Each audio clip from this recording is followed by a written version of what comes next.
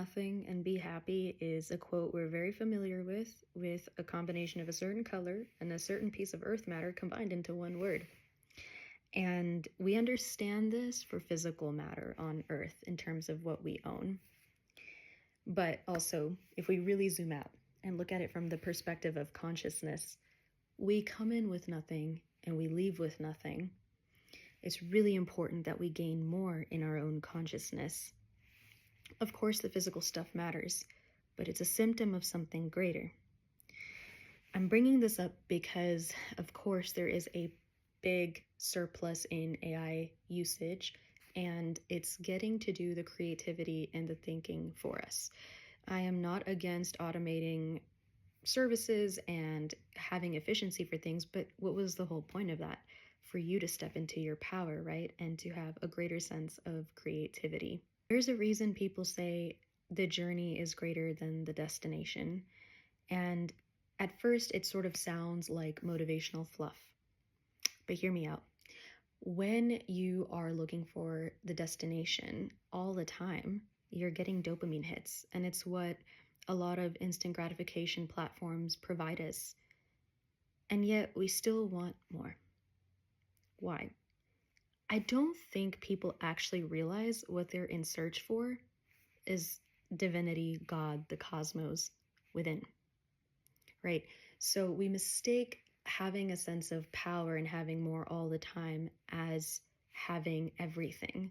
But having everything has a lot less to do with what's physically in our hands and more to do with what we can physically create with our minds. And when you want more of what you can have with your consciousness, that's having more information, a higher information density. So what's going on is before you get to the point of your destination, when you have these points of space-time, you develop a sense of intimacy with your reality. And you are able to have a richer understanding and a greater market share, a higher percentage of equity in space-time.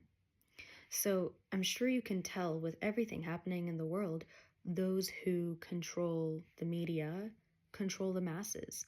They are the greatest.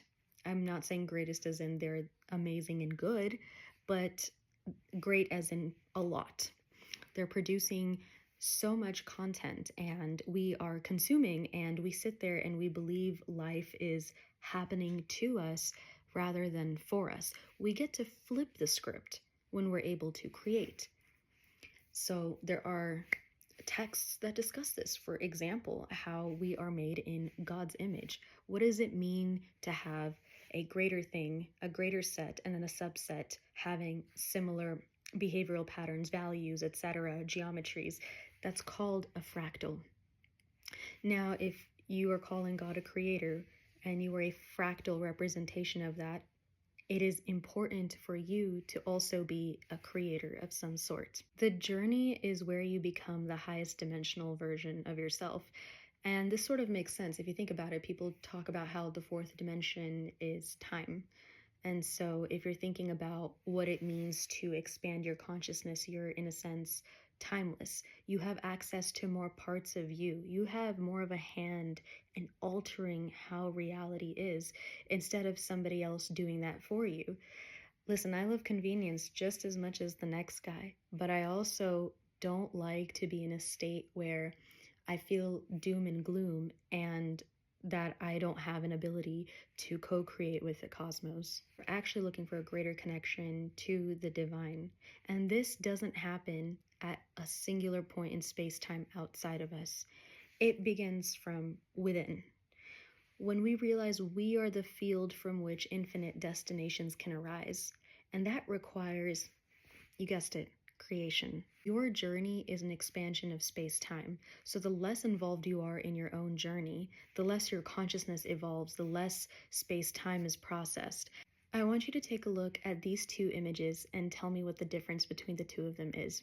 There are two different ways of looking at space-time. So on the left, you have the single observer of the apple, and they're making their round all the way to get all the dimensions of this apple, getting all of the data of this apple when they are able to take the time to journey through space. So here Consciousness writes spatial memory as a result of its own trajectory. On the right, you can see multiple observers around the same apple, and each of these people represent where you would be in space-time if you were journeying throughout to observe this apple and all of its data. They share a shared spatial field. These are two different ways that consciousness can organize information. Sri Yantra, this beautiful structure, has a square with 3 concentric circles.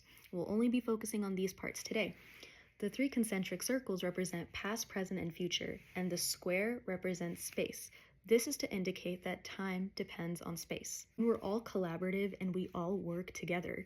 We have the ability to create a great container with one another.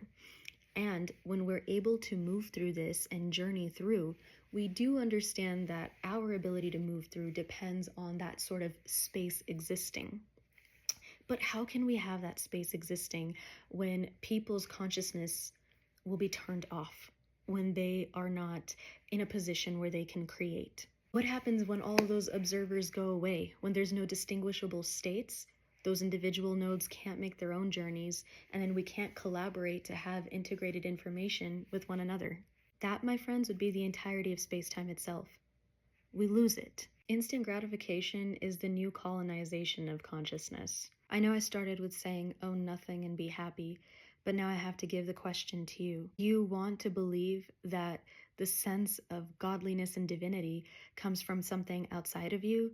Or do you want to remember that you are the very source from which everything happens?